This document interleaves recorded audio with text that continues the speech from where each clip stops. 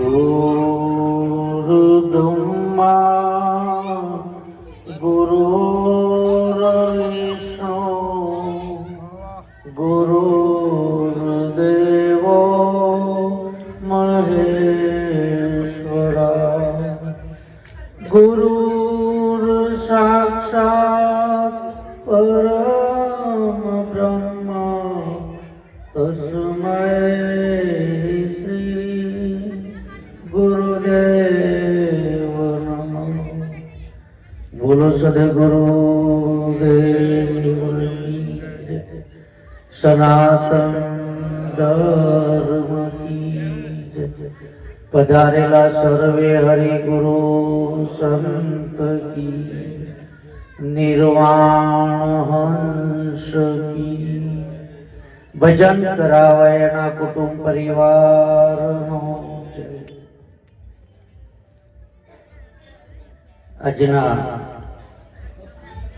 આ મંગલમય પ્રસંગે વાસણા ગામની પવિત્ર ધરા અને પૂજ્ય માતુશ્રીની નિર્વાણ તિથિ એટલે કે શ્રદ્ધાંજલિ કાર્યક્રમમાં સમસ્ત એમના પરિવાર જંતીભાઈ ને ત્રણ ભાઈઓએ મળી આજનો જે ભોજનનો યોગ બનાવ્યો અને આવા સમયમાં પણ આવા મહાપુરુષોને ભક્તોને આમંત્રિત કરી અને જે આપ સર્વેને આનંદ લેવડાવવા માટેનો જે જહેમત ઉઠાવી એ બદલ આ પરિવારને આપણે એકવાર તાળીથી વધાવો. હમી વચ્ચે તો મને એવું લાગતું હતું કે સભા છે સુધી રહેશે પણ ભાદરવા મહિના જેવું થઈ ગયું છે. આજના આ વાસ્તે ને દીપાવા જે મહાપુરુષો બિરાજા છે એવા અમારે ગોધરામ નિવાસી શંકરાચાર્ય. આમ તો અત્યારે શંકરાચાર્ય રહે જ છે આપણા માટે અને એવા હમણાં આપણને બહુ સત્સંગમાં આનંદ કરાયો, મોજ કરાયો એવા અમારે જહારામ મહારાજ ડભાળ નિવાસી, ડભાળ ભક્ત મંડળ, વાસણા ભક્ત મંડળ, તમામે તમામ સંતો ભક્તો માતાઓ બહેનો દરેકના હૃદયમાં બિરાજમાન એકના એક પરમાત્માને મારા જય ગુરુદેવ. જીવન જોબન રાજધન અવિચળ રહે ન કોઈ. સંત મહાપુરુષોએ જે શબ્દો મૂક્યા છે, શબ્દો જો આપણે સમજવા માટે પ્રયત્ન કરીશું તો ક્યાંક ને ક્યાંક આપણને જ ફાયદો થવાનો છે. સંત મહાપુરુષોએ કીધું કે જીવન જોબન રાજધન.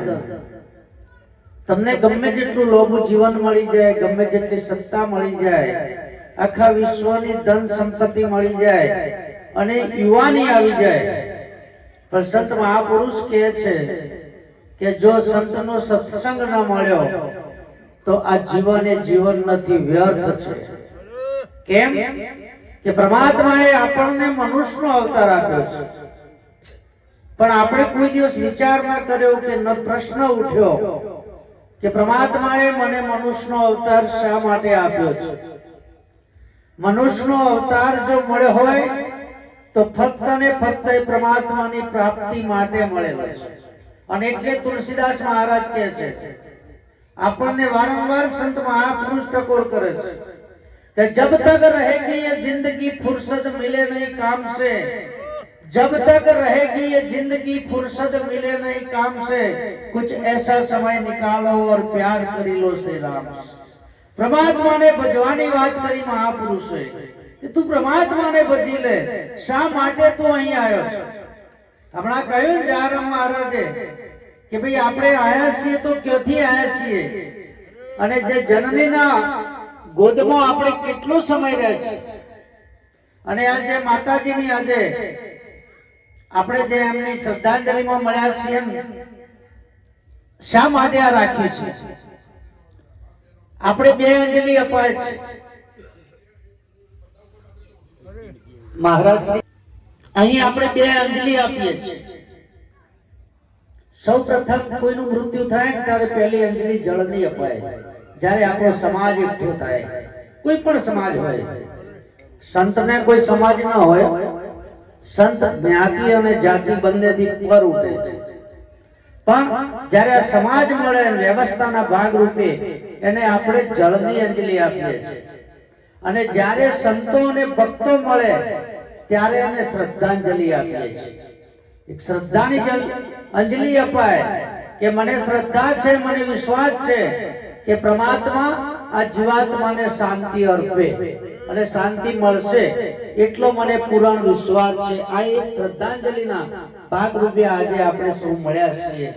સૌ પ્રથમ એટલા માટે જ આ કાર્ય થાય છે. અને 12 દિવસ આપણે ભજન રાખીએ છીએ. બધાની પાછળ આગળ મહારાજે બહુ વર્ણન કર્યું કે બધાની પાછળ આ ભજન હોતું નથી, પણ બધા લખાયેલું પણ હોતું નથી. કંઈક કર્યું હોય ને, કબીર સાહેબે કહ્યું કે ગંગા કિનારે દર કરો નાવો નિર્મળ નીર, દીધા વિના ન પામીએ કહ ગયા દાસ કબીર. આપણે કશું જીવનમાં કર્યું જ નથી તો છેલ્લે મળશે ક્યાંથી? બેંકમાં 1 રૂપિયો મૂક્યા નહીં અને કોઈને ચેક લખીને આપી દેવો તો કશું મળે એવું નથી. એટલે માર્કંડ ઋષિએ કહ્યું કે આને કશું નથી કર્યું, પણ એના મૃત્યુ પછી જો એનો પરિવાર ડાયો હોય, પરિવાર પ્રેમાળ હોય, પરમાત્માના મય બનેલો હોય, અને જો ભજન સત્સંગ કીર્તન કથા આવું કઈ કાર્યક્રમ રાખી દે અને આ જીવાત્માને શાંતિ અપાવી દે તો એને મોક્ષ મળે, નહીતર મળે એવો. અને શંકર મહારાજે તો કીધું છે, સંતોએ એક વાત આપણને સમજાવવા માટે કીધું છે. શંકર મહારાજ એટલા સુધી કીધું છે કે મુવા પછી ક્યારે કોઈને મોક્ષ મળતો કદી નથી મળતો. જે જીવત મુક્ત બન્યો, જેને મોક્ષ લેવો હોય ને એને જીવત જાગી જવાની જરૂર છે. કે જીવતો ઘર જુઓ મંદા, જીવતો ઘર જુઓ, મુવા પછી મુક્તિ માંગો તો કાળા ઘરનો. જે ઘેર જવું છે મુવા પછી એ ઘર તમે જીવતા. અત્યારે જો આપણે જોઈ લઈએ તો મેળ પડ્યો છે, નહીતર પડે એવો. અને એટલા માટે સંત આપણને જાગવાનું કહે છે. ઘણા એવું થાય કે શું અત્યારે મેં જાગતા નથી, પણ સંતો ગોદડામાંથી ન જગાડે. સંત મહાપુરુષ જ્યારે આપણને ભેટે ને ત્યારે આપણને આપણા સ્વરૂપની અંદર જગાવી દે. ઉઠ જાગ મુસાફિર બોર ભયો અબ રેમ કહાત સોવત હૈ, જો સોવત સો ખોવત હૈ, જાગત સો પાવત હૈ. જે જાગી ગયો એના માટેની આ વાત છે, બાકી ગમે તેમ ઊંઘો કોઈ ફેર પડવાનો. અને જીવન વહેલું છે. ઘડિયાળનો સેકન્ડ કોટો જેટલી ઝડપથી ચાલે છે ને, બહુ યાદ રહે બધાને, ઘડિયાળનો સેકન્ડ કોટો જેટલી ઝડપથી ચાલે છે ને એટલી ઝડપથી આપણે મૃત્યુના સ્ટેશન તરફ જઈ રહ્યા છીએ. કોઈની ઈચ્છા હોય કે ના હોય, આપણું મૃત્યુ નિશ્ચિત છે. આજે નહીં તો કાલે. સંત મહાપુરુષ કહે છે કે તારું 2 દિવસનું જીવન છે. આપણું જીવન કેટલું? 2 દિવસનું છે. એક જન્મ અને બીજું મૃત્યુ. એમાં તમારો મારો 1 દિવસ જતો રહ્યો છે, જે જન્મનો હતો. હવે 1 જ દિવસ બાકી છે. જેટલું દોડાય એટલું દોડી લેજો.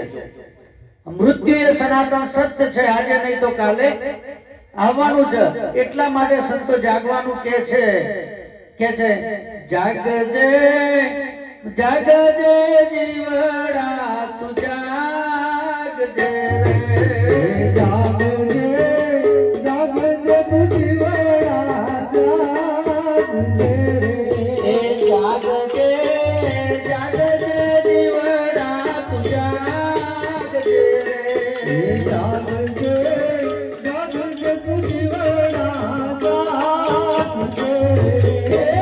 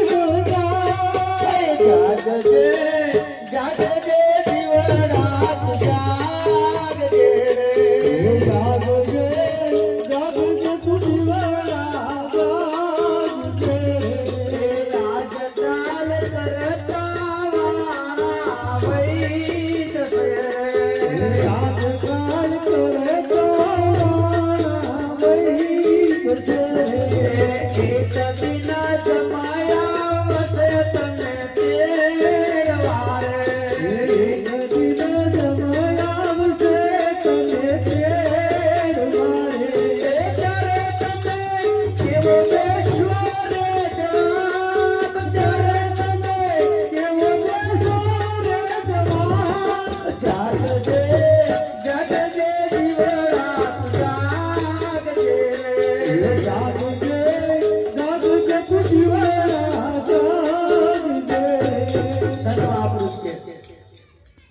દિવસ તને જમ તેડવા આવશે, એ દિવસે તું શું જવાબ કરીશ પરમાત્માને?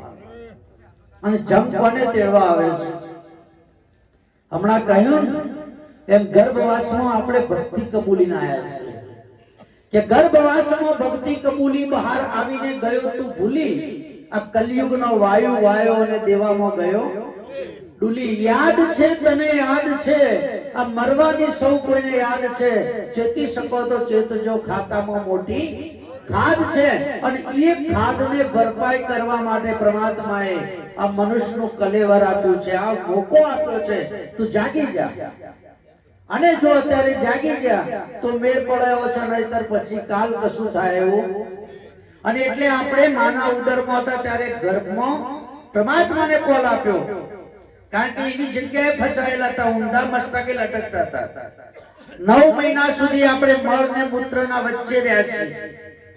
ત્યાં રહ્યા, એ વેદના સહન ન થઈ એટલે પરમાત્માને પ્રાર્થના કરી કે પરમાત્મા તું મને છોડ, બહાર ગયા પછી હું તારું ભજન અને સત્સંગ કરીશ, બીજી કોઈ પ્રવૃત્તિ કરીશ. પરમાત્મા કે હું તને બરાબર ઓળખું છું, તું પહેલી વાર હોય નથી આવ્યો. સંતોએ કહ્યું ને કે 84 લાખ યોનિમાં ભટક્યા છીએ. 84 લાખ યોનિમાં ભટકતા ભટકતા આ પરમાત્માએ આપણને મનુષ્યનો અવતાર આપ્યો છે. પરમાત્મા કે હું તને ન છોડું, હવે તારા ઉપર મને વિશ્વાસ નથી, માટે કોઈની જામીનગીરી આપ. આ જીવ કેટલો હોશિયાર છે તમે જુઓ. ગર્ભમાં એને 2 જામીન તૈયાર કર્યા. કોને? પરમાત્માના દૂત. આપણે કહીએ ને સાદી ભાષામાં જમ. આ તો જમ એને લેવા આવે કે બહાર આવ્યા પછી જેને ભજન નથી કર્યું, જેને સંત કે સદગુરુનું શરણો નથી સ્વીકાર્યું, એને જમ લેવા આવે. નહીતર જમ તો જખ મારો સાહેબ, તમારા માથે ગુરુનો હાથ હોય ને તો જમનું તો કોઈ મેળ પડે હો. આ તો જમે જામીનગીરી આપી કે પરમાત્માઓને છોડી દો. અહીં બોલો છે એવું બહાર જ્યાં ચડી નહીં કરે તો પાછો ને હોય લાઈ લાલુભાઈ. જમે જામીનગીરી આપી, આ જીવનો છુટકારો થયો, બહાર આવ્યો. બહાર આવ્યો એટલે 2 અક્ષર બોલ્યો, ઉમા, હું અહીંયા ને તું તારા મારા ઉપર લેવા દેની. હવે આ જે પરમાત્માને ગર્ભની અંદર શેતરતો હોય, બહાર આયા ચડી તો હું ના કર, તમે હું સમજો છો મને? હા, વૈથી ઘેરથી મોકલ્યો હોય ને બીજો જોશે એ વડગામ ગયો છે, પણ ઘડી રહી ફોન કરો તો વડનગર બોલો. આ મોકલ્યો હોય ઓમ ન જાય ઓમ, એ હું ના કરે કયો લલુભાઈ? જો પરમાત્માનાથી કોઈ પણ છેતરપિંડી કરીને તો મેળ પડ્યો નહીં સાહેબ. ઘણા બધા સમય પછી જ આ મળ્યો છે ને ફેર મળશે કે કેમ, એક સવાલ છે. આ મોકો મળ્યો છે, જીવન જીવી લેજો. આના જેવું કોઈ બીજો મોકો નથી. આપણે જે 33 કરોડ દેવી દેવતાની પૂજા અર્ચના પ્રાર્થના કરીએ છીએ ને, એ 33 કરોડ દેવી દેવતાઓ હરદમ પરમાત્માને પ્રાર્થના કરે છે કે પરમાત્મા અમને એકવાર મનુષ્યનો અવતાર આપ, મારે તને મળવું છે, તને પ્રાપ્ત કરવો છે. પરમાત્માને પ્રાપ્ત કરવા માટેનો કોઈ મોકો હોય, કોઈ માધ્યમ હોય ને તો ફક્ત ને ફક્ત મનુષ્ય અવતાર છે. બીજા કોઈ અવતારે કોઈ પણ યોનિમાં પરમાત્માની પ્રાપ્તિ થતી નથી. અને આપણને મળી ચૂક્યો છે. એ તને મળે મનુષ્ય અવતાર માંડ કરીને, તને મળ્યો મનુષ્ય અવતાર માંડ કરીને, તેથી ભજન ભગવાન હેત ધરીને, તેથી ભજન ભગવાન હેત કરીને, એ અંતે ખાસ જમનો માર પેટ ભરીને, અંતે ખાસ જમનો માર પેટ ભરીને, તેથી રામ નામ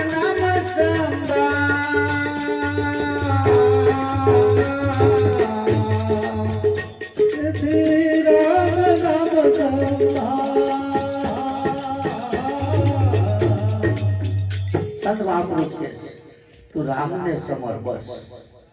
કબીરે કહ્યું કે તું રામ સમર જગ લડવા દે, જગતને જે કરવું એ કરવા દે, તું રામ સમર. તને કોઈ માને તોય તું રામ સમર, કોઈ ન માને તોય રામ સમર. તને કોઈ ગણે ના ગણે, કોઈ માન આપો ના આપો, કોઈની પરવા ના કર, ફક્ત તું રામ સમર. એક દિવસ હમણાં સબરીનું ભજન ગાયા મહારાજ. સબરી ભણેલી નથી, કોઈ યુનિવર્સિટીમાં નથી જઈ, કોઈ ફિલોસોફી નથી એની જોડે. એક દિલની દીકરી સાહેબ 8 વર્ષની હતી ને, અને એ સમયમાં દીકરીને જ્યારે ઘેર લગ્ન કરવાનું હોય ને ત્યારે પશુની બલિ ચડાવતા હતા.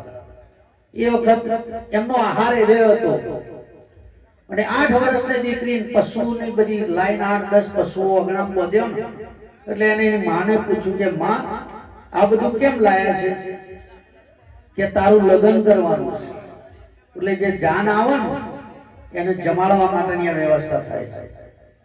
અને એના અંદર આમ ટકોર થઈ, કરંટ લાગ્યો કે મારા લગ્ન માટે હું લગ્ન કરું, આટલા જીવોની હત્યા થાય. આ ભક્તિ છે ને સાહેબ ગર્ભમાંથી મળો. અત્યારે મારી બહેનો દીકરીઓ માતાઓ ખરે એ બે જીવાતી હોય ને, જયારે સગર્ભા હોય ત્યારે સાહેબ ટીવીઓ જોવું છે, મોબાઈલ જોવું છે, પાણીપુરી ને પકોડીની લારીઓ ઉપર નાસ્તા કરે છે. પછી અમાર તો છોકરો અમારે કેવું નહીં કરતો, પણ ચોથી કરે પેલું પકોડીઓ ખાઈ પેદા કર્યો છે. કઈ ગાળો કે મહારાજ અમારો છોકરો 10માં ફેલ કે પણ ફેલ જ થાય કે બીજું કરે. તમે જોયું છે એવું? હા જીજાબાઈ, હા તમે જુઓ એમની શું કર્યું છે. એ આભમાં ઉગેલ ચાંદલો ને જીજાબાઈ ને આવ્યા બાળ રે, જીજાબાઈ ને આવ્યા બાળ. માત બાલુડા ને માત ભીંડોળે, ગળડ ડુંગરા ડોલે. કેવું હાલરડું ગાતા હતા. અને અત્યારે તો ભાઈ હુઈ જાય બાવો આવશે. કઈક છોકરો અમારા ભાણે આવતા પીવાને એટલે મને ખબર પડી જાય કે માએ કીધું છે બેટા હુઈ જનક બાવો આવશે, એટલે જ બી આવતો. અને બાવો આવે એવું તો કેમ તો સારું પાછું, કારણ બાવો તો કોક દાડો આવે પણ કે હવું આવશે. આ જોયું કોઈને હવ? આ કેવું હોય મારું બધું મીત જોયું નહીં. હા આવી ભીખો ગાલો ગોળિયામાં બીવરાયો હોય. જીજાબાઈ એવું કીધું હતું, એ પેટમાં પોઢી સોંભળેલી શિવે રામ લખમણની વાત રે, શિવે રામ લખમણની વાત. જ્યારે ગર્ભ અવસ્થા હોય ને મારી બહેનો, એ દિવસે ગીતા રામાયણ ઓછી તો લઈને ઊંઘજો, વાંચજો. ખાલી 9 મહિના બાધા રાખજો, મારા મોબાઈલ ટીવી નહીં પહેરવું. અને મોબાઈલ જોવો ને તો અંદર કોઈ સંતનો દર્શન કરજો. અને જો તમારા જો દેવ પ્રગટ ના થાય ને તો મને કહી દેજો, હરિઓમ મૂકી દેવું, ભક્તિ છોડી. આ વસ્તુ તમે જાળવજો. પણ અત્યારે આ વસ્તુ તાળી પાડવાની જરૂર નહીં, આ વચનનું પાલન થઈ જાય જરૂર છે. આ શા માટે મળ્યું છે આપણને? ગમે તે વિખરી દેવાનું જીવન. તમારે શું બનવું છે ને એ તમે પોતે જ જવાબદાર છો. તમારે જે બનવું એ બની શકો. તમે સતી કે વિરંગનાય બની શકો, તમે સંત બની શકો, તમે ફકીર બની શકો, જે બનવું એ બની શકો. ભગવાને બધા જ માર્ગ તમને ગીતામાં બતાવ્યા છે. અને ભગવાને એવું નથી કીધું કે હું અહીંયા છું બીજા નથી. પરમાત્મા સફર છે. એક એક ધર્મની અંદર, એક એક કુંભની અંદર, એક એક સમાજની અંદર, એક એક ખંડની અંદર બધા પરમાત્મા છે. ગીતામાં કૃષ્ણએ વાત કરી કે અર્જુન હું જ્યોતિઓની પરમ જ્યોત છું. જ્યોત એટલે પ્રકાશ. તમારે પરમાત્માને મેળવવો હોય ને તમે ફોટામાં જેવો દોર્યો છે મૂર્તિમાં એવો હોદશો તો નહીં મેળ પડે. આવા કોઈ મહાપુરુષના શરણમાં જોજો, તમારા અંદર પરમાત્માનું દર્શન કરાવી દેશે. પરમાત્માએ કીધું હું જ્યોતિ સ્વરૂપ છું, હું જ્યોતિઓની જ્યોત છું. અને આપણને એવું લાગે કૃષ્ણ તો આપણામ થઈ ગયો, આપણો હિન્દુ થઈ ગયો. અને હિન્દુ ધર્મની વાત આવી. બધા ધર્મની અંદર પરમાત્મા એક છે. તમે ઇસ્લામ ધર્મની અંદર જુઓ, કુરાનમાં खुदा इलाही नूर है आदम खुदा नहीं, लेकिन खुदा के नूर से आदम जुदा नहीं. નૂર એટલે પ્રકાશ, જ્યોત એટલે પ્રકાશ. બાઇબલમાં ઈસુ ખ્રિસ્ત ભગવાને લખ્યું light is divine God, God is light. Light એટલે પ્રકાશ. પરમાત્મા પ્રકાશ સ્વરૂપ છે, પણ એ એમનેમ જળાયો. અહીંયા પાટા લાગેલા છે, પંડોળ ચડ્યો છે. તો ગુરુ મહારાજના શરણમાં જો તો પંડોળ ઉતર્યું. અને શંકર મહારાજે આપણને ઠપકો આપ્યો કે તે તારા જીવનમાંથી શું કર્યું અહીંયા. અને અહીંયા હાલ તું જે કઈ કરી રહ્યો છું એ તો પશુ પક્ષીઓ પણ કરે છે. મહેનત કરવી, પૈસા કમાવા, ધન કમાવું, ખાવું, બે ચાર બાળકો પેદા કરવા, ગમે ત્યારે ખબર વગર મરી જવું, આ તો પશુઓની છે. શંકર મહારાજે કીધું છે. લલુભાઈ લેજો માઈક. તારા માટે તે શું કર્યું રે, તારા માટે તે શું કર્યું રે, આજે કરીને દુખી થાય એવો જીવડા, તારા માટે તે શું કર્યું રે, આજે કરીને દુખી થાય જો જીવડા, તારા માટે તે શું કર્યું રે. ઉતર હતો એક ઉધમી રે, ઉતર હતો એક ઉધમી રે, તરફો જાય પરમ પાર રે ભાગી, તારા માટે તે શું કર્યું રે, તરફો જાય પરમ પાર રે ભાગી, તારા માટે તે શું કર્યું રે. ઉતર ખુદને બોલિંગ ભોગવે રે, ઉતર ખુદને બોલિંગ ભોગવે રે, ભાગ્ય બીજાનું ભલે રે અભાગી, તારા માટે તે શું કર્યું રે, ભાગ્ય બીજાનું ભલે રે અભાગી, તારા માટે તે શું કર્યું રે. શંકર મહારાજ કહે છે તારા માટે તે શું કર્યું. અહીં આવીને આપણે મકાન બનાવ્યો, ગાડીઓ લાયા, બંગલા બનાયા, જમીઓ રાખી, પ્લોટ રાખ્યા, મિલકત બહુ ભેગી કરી. એ તો બધું આ બાય 70-80 વર્ષની ઉંમર કેટલી ભેંસો દોઈ છે, કેટલા સીધા વાગ્યા છે, કેટલું કામ કર્યું. ઈમાંથી કોઈ જોડે જ એ તો બધું અહીંયા રહ્યું. આ પથરા ઈવાની મહેનતથી જ લાગેલા છે મકાનમાં. શંકર મહારાજ કહે આ બધું હોય રહે, તારા માટે હું કર્યું જે તારી સાથે આવવાનું છે. અને કે ઉંદર હતો ઉધમી, આ તું જે કરી રહ્યો છે તો ઉંદરે કરે છે. ઉંદર આખી જિંદગી તમે જુઓ, ઉંદરની એક પ્રકૃતિ એવી છે કે સતત એ ખોતર કરે, ખોતરીને આ જીવન પ્રમાણે જીવન દરમિયાન એક સરસ દર તૈયાર કરો. બરાબર દર તૈયાર થાય ને એટલે કે મારા હવે રહેવું છે, શાંતિથી જીવવું છે. એટલે એના અંદર આવો બોરિંગ એટલે સાપ, એનો કાળ આવ્યો ને દરમાં રહી શકે ખરો ઉંદર. આવું માણસ છે ને તમે જુઓ, નોકરી વાળો નોકરી કરે, ધંધા વાળો ધંધો કરે, ખેતી વાળો ખેતી કરે, આઘાપાસી કરવા વાળો પંચાયત હોય એવું કરે. એમ કરતા કરતા 50, 60, 70 વર્ષની ઉંમર થાય એટલે એક મકાન બરાબર તૈયાર થાય. મકાન તૈયાર થાય એટલે ભાઈ એવું વિચારે કે બસ હવે આપણે શાંતિથી રહેવું છે અને એક પણ ખાટ લગાવી છે, આપવું છે, બીજું કોઈ કરવું.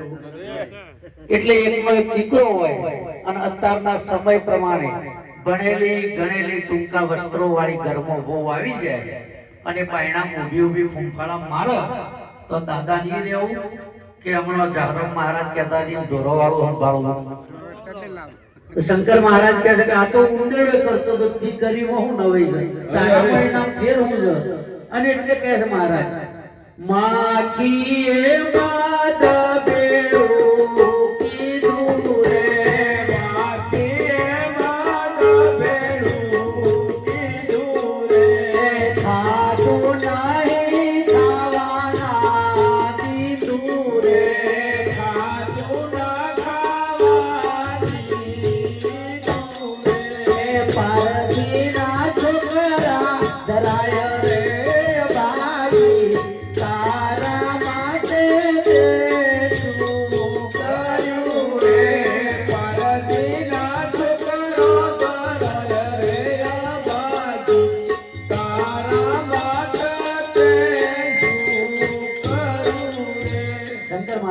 છે કે માખી એક એવી પ્રજાતિ છે, આ આપણા માટે જ ગાયું છે મહાપુરુષોએ, કે માખી એક એવી પ્રજાતિ છે એ સતત સારા સારા ફૂલો પરથી અરગ લાવીને મધ એકઠું જ કરો, મધ ભેળું જ કરે કાયમ માટે.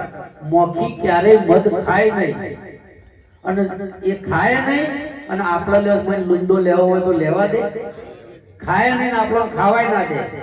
અને એક દાવો પારધીનો છોકરો એટલે ગમે તે લૂંટવા વાળો એનો ધુમાડો કરી લૂંટી લે.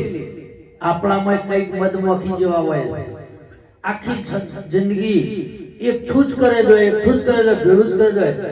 કોક દાડો કહે કે મહારાજ કોક દાડો ભજન ગાવું કોક રાખો પ્રોગ્રામ કે રાખવું છે, પણ એવો કોક દાડો જ આવતા નથી. એમ કરતા કરતા ઢોલ વાગી જાય જવાની વેળા, અને પછી તમે યુવાના ચેડી ભજન ની આશા રાખો તો હું ભજન થાય? આવવાના પાછળ ભજન ના થાય. એટલે શંકર મહારાજ કહે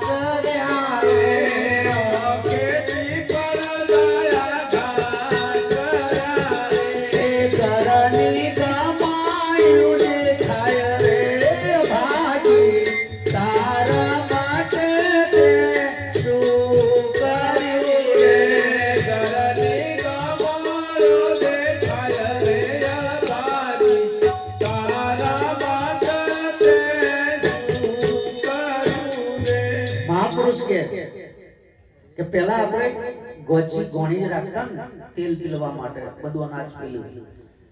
એટલે બળદને હવારે ઓખે પાટા લગાવતા, ઓખે પાટા લગાવીને ગોણીમાં જોડી દેના આખો, એટલે આખો દાડો હેડ્યો જાય. હેડે એટલે કે મારે હું તો કાશી કેદાર ને હરિદ્વાર ને બદ્રીનાથ આ બધી યાત્રા કરવાની નીકળ્યો છું. આવું સપનું જોતો હોય, અને હોજ પડે ને એટલે દોહરી એના ખભાથી લઈ ગયે એટલે એની એ ગમણ ને એના ડોકા બીજું કોઈ ભાળે નહીં. શંકર મહારાજ કહે છે કે આપણા વૈકણે આવા કઈક છે, આખો દાડો સપનો જ જોતા હોય, મારે તો ફલાણું કરવું છે, ટેકનું કરવું છે, મેળાવડા કરવા છે, સમાજનો તેડાવો છે, આ છોકરાને પરણાવવું છે, ઓમ કરવું છે, એમ કરતા કરતા છેલ્લે છેલ્લે ટકી જ હોય, પણ યોનાથી કોઈ થાય નહીં. તો શંકર મહારાજ કે આ તો જનાવરે કરે છે અને તું કરે એમાં હું નવાઈ છે. માતા સંતો કહે છે કે તું જાગી જા, આ જીવન થોડું છે, થોડું જીવવું. અને શા માટે કોનાથી બગાડું, હું કોનાથી બગાડું, જીવવું થોડું મારે, હું કોનાથી બગાડું? શા માટે તમે એવું જીવન જીવો છો કે એવું તમારા પાછળ કોઈ રોવા પણ તૈયાર ના હોય? કબીર સાહેબે કીધું, કબીરા જબ આયો તુમ જગ में जग हंसे तुम रोई, ऐसी करनी कर चलो तुम हंसो ने जग रोई. કબીર સાહેબ કહે છે કે તું જે દિવસે આ જગતમાં આવ્યો એ દિવસે તું ખુદ રોતો હતો. આપણા કે બાળકનો જન્મ થાય ને એટલે બાળક રોતું હોય અને આખો પરિવાર હસતો હોય, મીઠાઈ વેચાતી હોય, ફલાણા બીનો દીકરો હોય. પણ કબીર સાહેબ કહે છે કે તું એવું જીવન જીવી જા કે આ દુનિયા છોડી તારે જવાનું હોય ને એ દાડ તું ખુદ હસતો હોય ને તારી પાછળ આખી દુનિયા રોતી હોય, જગત રોતું હોય કે આની જરૂર છે મારે. અને આવો માણસ 5 વર્ષ અહીંયા રહ્યો તો સારું હતું. એમ કોક તમારા પાછળ રોવાનું એવું એક કોક એકાદું કામ તો કરજો જ, નકર તમારાથી જો આવું કશું ના થાય ને તો પછી આ જીવન એ જીવન નથી, વ્યર્થ છે. માટે જીવવું હોય ને તો સારું જીવન જીવી લેજો. અને આપણે કવિ કાગરે કીધું છે, જો બહેનોમાં એક ટેવ હોય, કોક માગવા વાળો આવે એટલે બહેનો કઈ ખબર આગળ જા, આ લાલ ટોમેટા જેવા થઈ જાય, જો એતરમાં બે ધારા કરો ને ખબર પડે. તમે એક દાડો કોકના ઉસીનું લેવા જાવ તો ચમ થાય છે? ઓગણે જે કોઈ આવો ને એને આપજો, અને જો કાયમ માટે આપતા રહો ને તો તમારા બાળક માટે જો બાધા નહીં લેવી પડે, યાદ રહે બહુ. અરે અરે કોઈ ભુવાના પગ નહીં દબાવવા પડે, કારણ કે ગીતામાં કૃષ્ણએ વાત કરી છે કે અર્જુન, જેના પુણ્યનો ઉદય થાય ને એના ત્યાં હું કુળ દીપક રીતે પ્રગટ થઉં છું. પુણ્ય હશે ને તો જ પેઢી વધશે ને પેઢી ચાલશે, પુણ્ય વગર પેઢી ચાલે એવી. એટલે કવિ ગમ કે છે કે તારા ઓગણે જે કોઈ આવે ને એને તું કોક આપજે, ખાલે હાથે ના મોકલતો. કોક માં આપે તો તમે કણ આપજો, એને નિરાશ ન કાઢતા. અને એટલે કે છે એ જીતારા આગણિયા એ પૂછીને એ કોઈ આવે રે અવતારો મીઠો આપજે અવતારો મીઠો આપજે એ જી આવી તારી કાને રે સંકટ સંભળાવે રે બને તો થોડું કાપજે રે.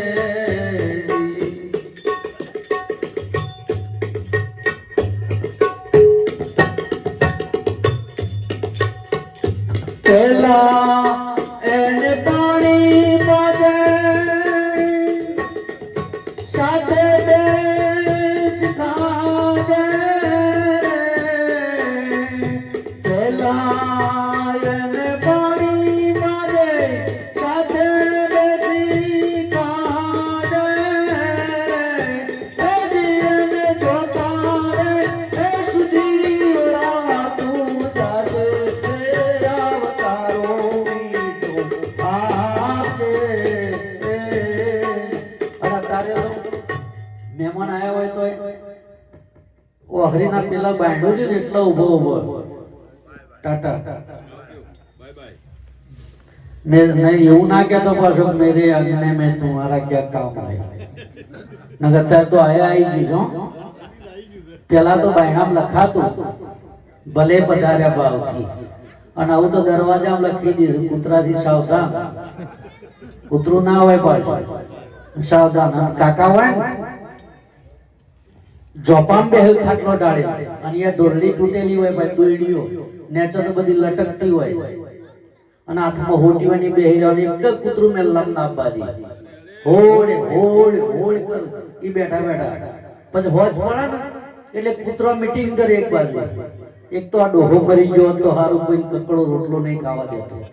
એટલે આવા કોઈ દાદા હોય ને તો સુધરી જજો. આખી જિંદગી જઈ કોઈ ભેળું ના થયું ને કૂતરો પાછો વાળે કોઈ ભેળું થવાનું. તમે તાર કમાલ ખુલ્લો રાખો, ફરવા દો.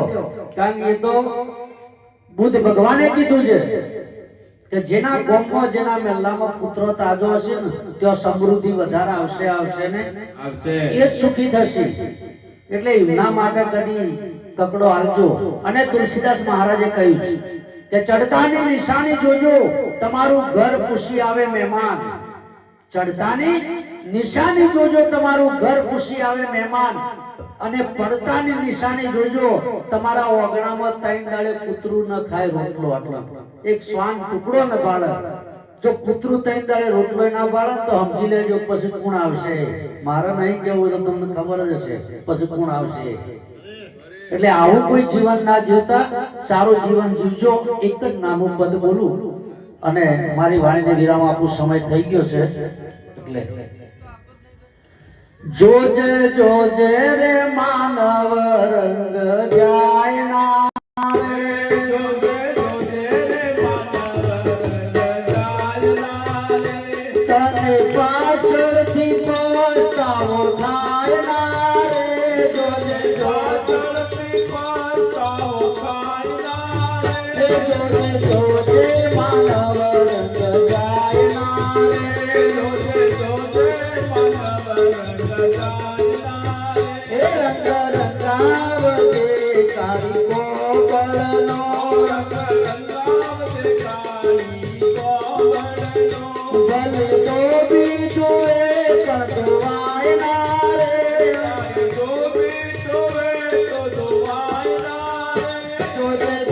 જોજે માનવ રંગ જાય ના રે જોજે માનવ રંગ જાય ના રે માતા પિતાની સેવા તું કરજે રે માતા પિતાની સેવા તું કરજે તારી સને તનું દૂધ લજવાય ના રે જોજે જોજે માનવ રંગ જાય ના રે તારી સને તનું દૂધ લજવાય ના રે જોજે જોજે માનવ રંગ જાય ના રે તને પાછળથી પસ્તાવો થાય ના રે જોજે જોજે માનવ રંગ જાય ના રે તને પાછળથી પસ્તાવો થાય ના રે જોજે જોજે માનવ રંગ જાય ના રે સંત સેવામાં ખ્યાલ ખરો રાખજે સંત સેવામાં ખ્યાલ ખરો રાખજે